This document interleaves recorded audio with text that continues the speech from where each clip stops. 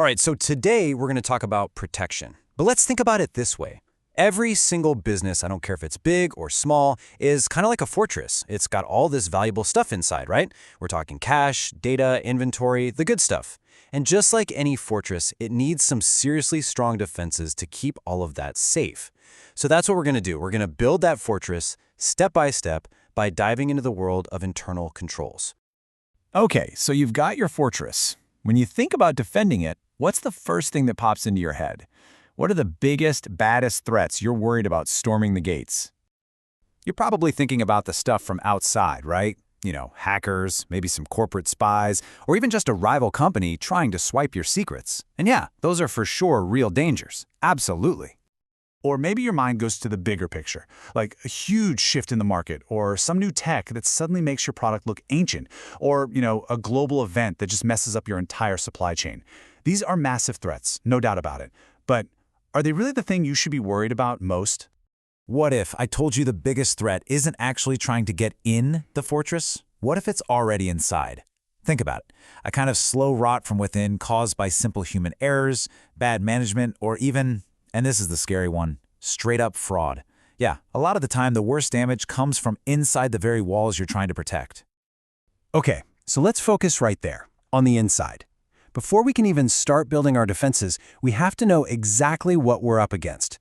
Let's take a good hard look at these internal enemies. So what are we talking about here?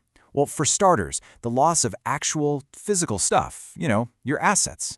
We're also trying to guard against messed up accounting information, when the books are cooked and they're misleading everybody. And of course, we're fighting fraud. That can be anything from somebody faking documents to just plain old theft. These are the exact kinds of risks that internal controls are built to handle. All right, so we know the enemy. Now, how do we fight back? We need a solid plan, right? A real blueprint for protecting our business fortress. And that blueprint, well, that's what we call internal control. So what is this thing exactly? Well, first off, internal control isn't some one-and-done event. It's a process, something that's always happening, and it's got to be driven by management. Now, here's the key. The goal isn't to build a system that's 100% foolproof, because that's just impossible. The real goal is to provide reasonable assurance, just enough confidence that the company can hit its targets safely and without major issues. It's all about managing risk, not pretending you can make it disappear completely. Okay, so the best way to get your head around controls is to go back to our fortress. Think of them as layers of defense. You wouldn't just build one big wall and call it a day, right? No way! You'd have walls, sure, but you'd also have watchtowers and a crew ready to fix any damage. Each one of those layers has a totally different job. So first up, we've got the fortress walls themselves. These are your preventative controls. They're all about being proactive. Their whole job, their only job, is to stop bad stuff from even happening. This is your first and honestly your strongest line of defense.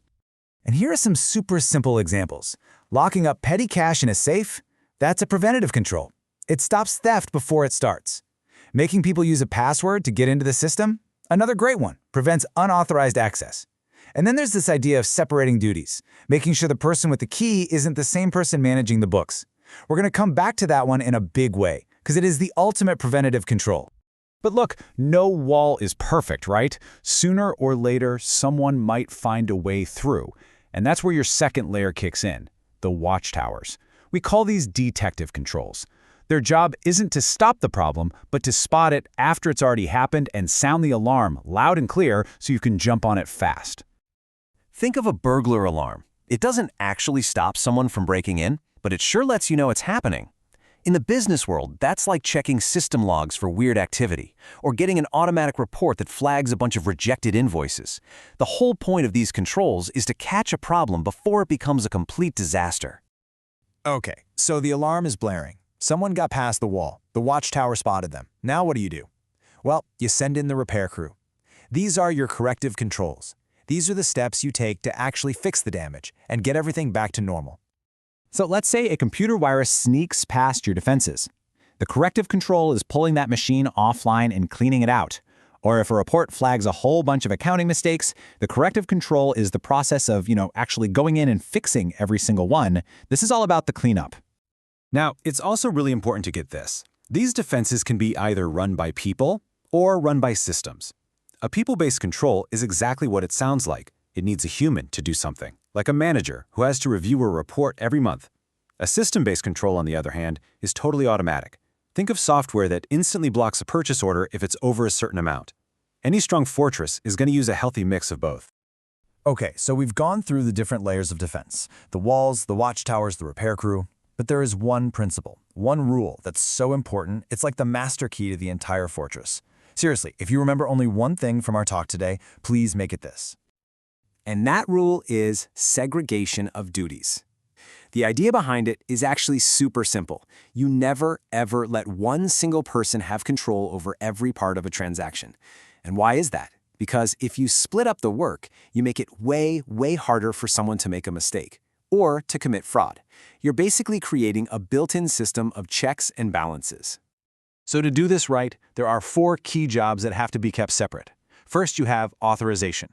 That's the person with the power to say, yes, go ahead with this. Second, you have record keeping. That's the person who actually writes it down in the books. Third is custody. This person has physical control of the asset, like the cash in the vault. And finally, number 4 is reconciliation. This person's job is to check that the books actually match up with the assets. 4 different jobs, 4 different people. Let's make this real. Think about buying something for the company. The purchasing department is the one that authorizes the purchase. Then the accounts payable department records that it happened.